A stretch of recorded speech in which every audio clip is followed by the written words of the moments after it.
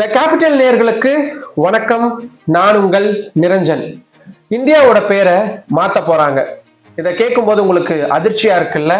அதை பத்தி தான் இன்னைக்கு வீடியோல விரிவா பார்க்க இருக்கோம். புது அரசு அமைஞ்சதுக்கு அப்புறமா முதல்ல அவங்க செய்யக்கூடிய வேலையா இருக்கிறது, ஏற்கனவே இருந்த அரசு கொண்டு வந்த திட்டங்களுடைய பெயரை மாத்துவாங்க, இல்ல ஒரு ஊரோட பேரை மாத்துவாங்க, இல்ல ஒரு விருதுகளோட பேரை மாத்துவாங்க. இது வழக்கமா எல்லாரும் செய்யக்கூடியதுதான்.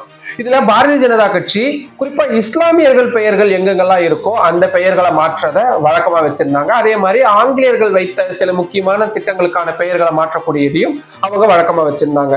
விருதுகளை பொறுத்த வரைக்கும் முந்தைய காங்கிரஸ் கட்சி என்னென்ன மாதிரியான பெயர்கள்ல கொடுத்துட்டு இருந்தாங்களோ அது எல்லாத்தையும் வேறு பெயர்களுக்கு மாற்றினாங்க. அவ்வளவு ஏன், முக்கியமான அரசு சார்ந்த திட்டங்கள், ஒரு கட்டிடங்கள் எல்லாத்துக்குமே புது பெயர்களை மாற்றக்கூடியதை வழக்கமா வச்சுட்டு இருக்கிறாங்க. அந்த வரிசையில இந்தியாவுடைய பெயரை மாற்றுவதற்கான முயற்சியும் மிக தீவிரமா தொடங்கி இருக்கு அப்படின்றத நம்ம பார்க்க வேண்டியதா இருக்கு. இது ஏன் இவ்வளவு ஆணித்தரமா சொல்றேன் அப்படின்னா, RSS அமைப்புக்கு சார்புடைய சிக்ஷா சமஸ்கிருத உத்தான் நியாஸ் அப்படின்ற அமைப்பு இதுக்கான வேலைகள்ல மும்முரமா இறங்கி இருக்கிறாங்க. இந்த அமைப்புடைய தேசிய பொதுச் செயலாளராக இருக்கக்கூடிய அதுல் கோத்தாரி ஒரு மிக முக்கியமான அறிவிப்பை வெளியிட்டிருக்கிறாரு. அதன்படி வரும் மார்ச் மாசத்திலிருந்து இந்தியா முழுக்க இந்த அமைப்பு பயணம் செய்ய போறாங்க. பயணம் செஞ்சு கல்வியாளர்கள், பெரிய பெரிய இண்டஸ்ட்ரியலிஸ்ட், முக்கியமான சமூக செயற்பாட்டாளர்கள், நீதிபதிகள், வழக்கறிஞர்கள் அப்படின்னு சமூகத்தில் இருக்கக்கூடிய எல்லா அமைப்பையும் பார்த்து 10 லட்சம் பேர்கிட்ட கையொப்பம் வாங்க போறாங்க. எதுக்கு?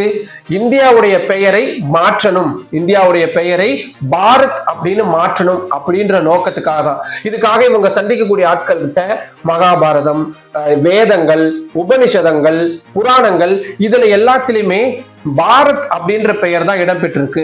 அதனால ஆங்கிலேயர்கள் வைத்த இந்தியான்ற பெயரை மாற்றிட்டு நம்மளுடைய பாரம்பரிய பெயரான பாரத் அப்படின்றத வைக்கணும் அப்படின்றதுக்கான முயற்சிகள்ல அவங்க ஈடுபட போறாங்க. இந்த 10 லட்சம் கையெழுத்தை வாங்கி அவங்க சும்மா இருக்க போறதுல குடியரசுத் தலைவர்கிட்ட கொடுத்து அரசியல் சாசன மாற்றத்தை கொண்டு வரணும் அப்படின்ற ஒரு கோரிக்கை வைக்க போறாங்க. அது என்ன அரசியல் சாசன மாற்றம்?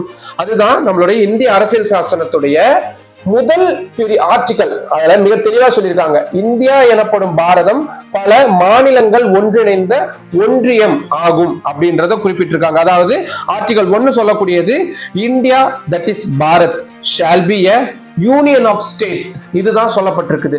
இதுல அந்த இந்தியா தட் இஸ் பாரத் அப்படின்றது தான் மாற்றணும், வெறும் பாரத் அப்படின்ற பெயர்ல குறிப்பிடப்படணும் அப்படின்றதுதான் இவங்களுடைய மிக முக்கியமான திட்டம்.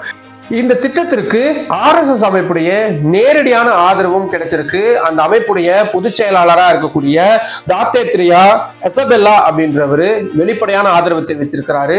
துணை பொதுச் செயலாளராக இருக்கக்கூடிய கிருஷ்ணா கோபாலும் வெளிப்படையான ஆதரவை தெரிவிச்சிருக்கிறாரு. சரி, மத்திய அரசு அதாவது பாஜக இதுல என்ன மாதிரியான நிலைப்பாட்டுல இருக்கிறாங்க? ஏற்கனவே நமக்கு G20 உச்சி மாநாடு இந்தியாவில் நடைபெற்றது தெரியும். அப்பதான் இந்த விவகாரம் பூதாகரமா வெடிச்சது. எல்லாம் மறந்திருப்பீங்க, கொஞ்சம் ரிவைண்ட் பண்ணி பார்க்கலாம். அந்த சமயத்துல பிரதமர் நரேந்திர மோடி அவருக்கு முன்னாடி வைக்கப்பட்டிருந்த பெயர் பலகையில பாரத் அப்படின்னு குறிப்பிடப்பட்டிருந்துச்சு. அதாவது இந்தியா அப்படின்றதுதான் பொதுவா குறிப்பிடப்படும், ஆனா அந்த முறை மாற்றி பாரத் அப்படின்னு வைக்கப்பட்டிருந்தது. அதாவது பாரத்துடைய பிரதமர் மோடி அப்படின்றது அதுக்கான மீனிங்கா இருந்தது. அதுவோடு மட்டும் இல்லாம குடியரசுத் தலைவர் திரௌபதி முர்மு அவர்கள் வெளியிட்ட ஒரு இன்விடேஷன், டீ பார்ட்டிக்கான இன்விடேஷன்ல குடியரசுத் தலைவர் இந்தியா அப்படின்றதுக்கு பதிலா பாரதத்தின் குடியரசுத் தலைவர் அப்படின்ற பெயர் குறிப்பிடப்பட்டிருந்துச்சு. இது எல்லாமே பெரும் சர்ச்சையா மாறி இருந்த நிலையில கொஞ்ச நாளா இது அமைதியா இருந்த சூழல்ல தேர்தல் காலங்கள்ல பெரிய அளவுல இது கவனம் கொள்ளாம இருந்தது. இப்போ மீண்டும் இந்த விவகாரம் துளிர்விட ஆரம்பிச்சிருக்கு. அதுதான் இந்த குறிப்பிட்ட அமைப்பு நாடு முழுக்க பயணம் செய்ய போகக்கூடிய ஒரு மிக முக்கியமான விஷயமா இருக்கு. சரி, நீதிமன்றத்துல இந்த விவகாரம் வந்திருக்கா? வந்திருக்கு. கடந்த 2020ஆம் ஆண்டு நமகா அப்படின்றவங்க உச்ச நீதிமன்றத்துல இதே கோரிக்கையை முன்வச்சு, அதாவது பாரத் அப்படின்ற பெயர்ல தான் நம்ம நாட்டை அழைக்கணும், இந்தியா அப்படின்றத மாற்றணும், அதுக்கான உத்தரவுகளை பிறப்பியுங்கள் அப்படின்னு கேட்டு உச்ச நீதிமன்றத்துல ஒரு மனு தாக்கல் செய்யறாங்க. அப்ப விசாரிச்ச உச்ச நீதிமன்றம் இந்த கோரிக்கை சம்பந்தப்பட்ட அமைச்சகத்திட்ட கொண்டு போய் நீங்க ரெப்ரசன்டேஷனை கொடுங்க அப்படின்னு சொல்லி முடிச்சு வச்சிடறாங்க. அதுக்கப்புறம் அந்த நமகா அப்படின்றவங்க சம்பந்தப்பட்ட அமைச்சகங்களுக்கு மனுக்கள் எல்லாம் கொடுத்திருக்கிறாங்க. அது எதுவும் சரியா நடைமுறைப்படுத்தப்படல அப்படின்னு சொல்லி டெல்லி ஹைகோர்ட்ல பிப்ரவரி மாதத்துல அவங்க ஒரு மனு தாக்கல் செஞ்சு அந்த மனு டெல்லி உயர் நீதிமன்றத்துடைய நீதிபதியான சச்சின் தத்தா அமர்வு முன்னாடி விசாரிக்கப்பட்டிருக்கு. அதுல மத்திய அரசும் சரி, இந்த விவகாரங்கள்ல எதிர்மனுதாரர்களா இருக்கக்கூடியவங்க என்ன மாதிரியான நிலைப்பாட்டை நீங்க எடுக்க போறீங்க அப்படின்ற விவரங்களை தாக்கல் செய்யுங்க அப்படின்ற உத்தரவு பிறப்பிக்கப்பட்டு வழக்கின் விசாரணை ஒத்திவைக்கப்பட்டிருக்கு. என்னைக்கு வரும் மார்ச் 12ஆம் தேதி. சோ மார்ச் 12ஆம் தேதி மத்திய அரசு இந்த விவகாரத்தில் என்ன நிலைப்பாட்டில் இருக்கிறாங்க அப்படின்றத வெளிப்படையா தெரிவிச்சிருவாங்க நீதிமன்றத்துல. சோ ஓரளவுக்கு நமக்கு அதுக்கான ஒரு கம்ப்ளீட் ஃபிகர் நமக்கு கிடைச்சிரும். சரி, இது என்ன மாதிரியான தாக்கத்தை சமுதாயத்துல ஏற்படுத்த போகுது? பெயர் மாற்றம் அப்படின்றத நம்ம மேற்கொள்ளும் பட்சத்துல எல்லா விஷயங்களையும், பாஸ்போர்ட்ல இருந்து எல்லா அரசு அலுவல்கள் எல்லாத்திலுமே பெரிய மாற்றம் செய்ய வேண்டியது இருக்கும். அது ஒரு பெரிய ஒரு ப்ராசஸா போகும். சரி, இது நிர்வாகம் சார்ந்த விஷயம். அரசியல் ரீதியிலான விஷயம் ஏற்கனவே தெரியும். ஹிந்தி எதிர்ப்பு மாதிரியான போராட்டங்கள் தமிழ்நாட்டில் இப்போ தீவிரம் அடைஞ்சிருக்கு. மும்மொழி கொள்கையை ஏற்க மாட்டோம்னு சொல்லக்கூடிய ஒரு சூழல்ல இருக்கிறோம். பாரத் அப்படின்ற வார்த்தை முதல்ல எந்த மொழி வார்த்தை அப்படின்ற ஒரு பெயர் வரும்.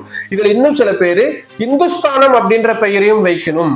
அகண்ட பாரதம் அப்படின்ற ஒரு பெரிய கனவு இருக்கு. அதுக்கு இந்துஸ்தானம் அப்படின்ற வார்த்தை தான் ரொம்ப சரியா இருக்கும் அப்படின்ற கோரிக்கையை முன்வைக்கக்கூடியவங்க ஒரு சாரார் இருக்கிறாங்க.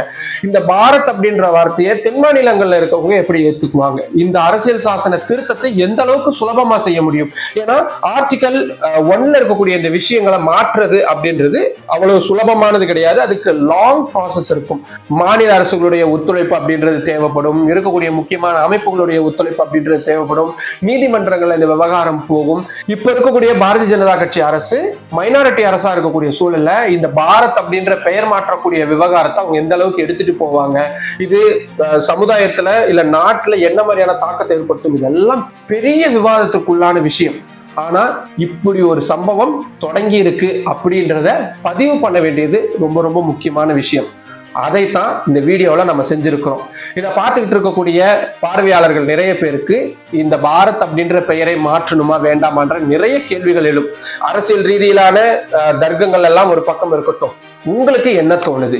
இந்தியா அப்படின்ற பெயரே நல்லா தாங்க இருக்கு, இத்தனை வருஷமா தானே இருந்துச்சு, அதுவே இருக்கட்டும்னு சொல்றீங்களா? இல்ல இந்தியா அப்படின்ற ஒரு நாடு ஆங்கிலேயர்கள் வர்றதுக்கு முன்னாடி கிடையவே கிடையாது, தனித்தனி பிராந்தியங்களா இருந்தோம், இனம் சார்ந்து நம்ம இருந்தோம். அது எப்படி ஒரு சுதந்திரம் அடைஞ்சதுக்கு அப்புறம் உருவாக்கப்பட்ட இப்படியான ஒரு அமைப்பை எப்படி ஒரு பொது பெயர்ல அழைக்க முடியும்? இந்த மாதிரி நிறைய கேள்விகள் இருக்கும். இதுக்கான பதில்களும் உங்ககிட்டயே இருக்கும். அப்படி ஏதாவது தோணுச்சுன்னா கீழே கமெண்ட் பாக்ஸ்ல சொல்லுங்க. மற்றும் ஒரு நிகழ்ச்சியில் சந்திக்கலாம். இந்த கேபிட்டல் சேனல்ல இன்னும் நிறைய பேர் சப்ஸ்கிரைப் பண்ணாம பார்த்துக்கிட்டு இருக்கீங்க.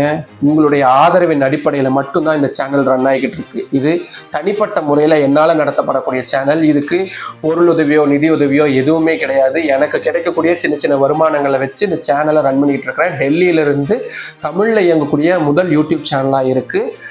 டெல்லி வடமாநிலங்கள் சார்ந்து இருக்கக்கூடிய முக்கியமான செய்திகளை, வித்தியாசமான செய்திகளை தமிழ் மொழியில தமிழ் மக்களுக்கு எடுத்து செல்லணும் அப்படின்ற ஒரு முயற்சியின் காரணமாக தான் இது தொடங்கி நான் நடத்திக்கிட்டு இருக்கிறேன்.